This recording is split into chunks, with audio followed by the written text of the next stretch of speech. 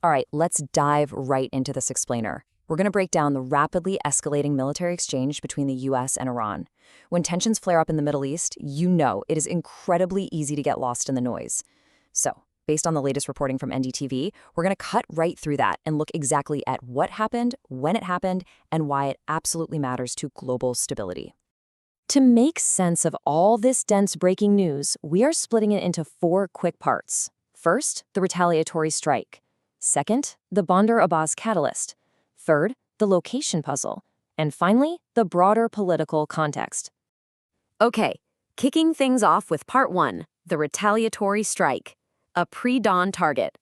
What's really fascinating here is the primary source statement itself. Coming straight from Iran's state broadcaster, quoting the Revolutionary Guards, they officially claim responsibility for targeting an American airbase. They're explicitly stating they hit the exact base that launched a prior attack against them. It is a direct, symmetrical military response. Look at that specific data point, 4:50 a.m. local time. Isolating that reveals this was a highly calculated operation. In military strategy, right? A strike at 10 minutes to 5 in the morning is no accident. It's designed for maximum surprise, literally catching a target at their lowest visibility and readiness just before the sun comes up. Moving right along to Section 2, the Bandar Abbas catalyst, the trigger event. This timeline perfectly maps out the tit-for-tat nature of what's happening. It all unfolds super fast on Thursday morning. First, the Revolutionary Guards report U.S. military aggression using aerial projectiles. Second, that aggression hits the outskirts of Bandar Abbas Airport down in southern Iran. And third, that specific action triggers the 4:50 a.m. Iranian retaliatory strike. The crucial takeaway here? The Iranian Revolutionary Guards are explicitly pointing to this prior U.S. action at Bandar Abbas as their justification. They're framing their 4:50 a.m. strike not as some unprovoked act of war, but as a necessary, reciprocal response to American aerial projectiles hitting their sovereign territory. This is exactly how the cycle of escalation is being narrated by the actors involved. Which brings us to Section 3, the location puzzle. Where was the base? So, we've got the timeline and the motive, right? But if you read the statement from the Revolutionary Guards carefully, there's a glaring omission. They completely left out the actual geographical location of the American airbase they claim to have hit.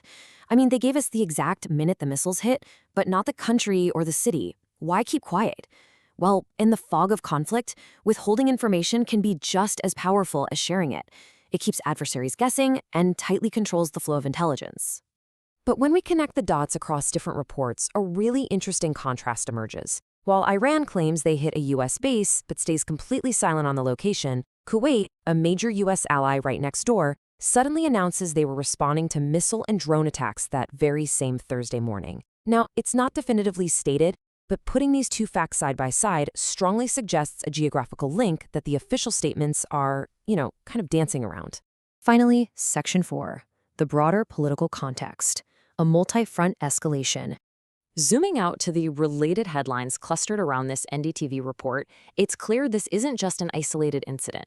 It's a multi-front escalation. The U.S. is simultaneously intercepting Iranian drones, and there are reports of fresh strikes inside Iran against military sites.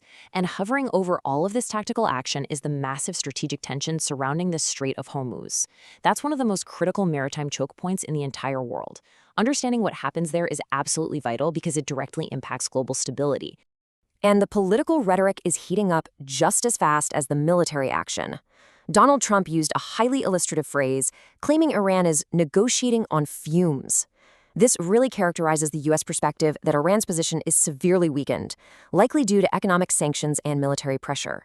And it frames the American strategy as one of maximum pressure right in the middle of this crossfire. On top of that, Trump issued an incredibly stark warning. Hormuz will open to all. This right here is where a localized conflict suddenly becomes a massive global issue. Think about it. A huge portion of the world's oil supply passes through the Strait of Hormuz. Any threat to close it, or literally any military action that makes it unsafe for commercial ships, instantly impacts global trade, oil prices, and the broader international economy. The stakes here extend way, way beyond just the U.S. and Iran. So looking at the board as it stands right now, we have pre-dawn retaliatory strikes, undisclosed locations, drone interceptions, and incredibly high-stakes ultimatums over global oil routes. The cycle of retaliation is absolutely in motion. The question we have to leave you with today is this: With the Strait of Hormuz in focus and both sides clearly willing to use kinetic force, what is the next move in this volatile geopolitical chess match? And how will it ultimately shape the stability of the entire Middle East? Thanks so much for exploring this with us today.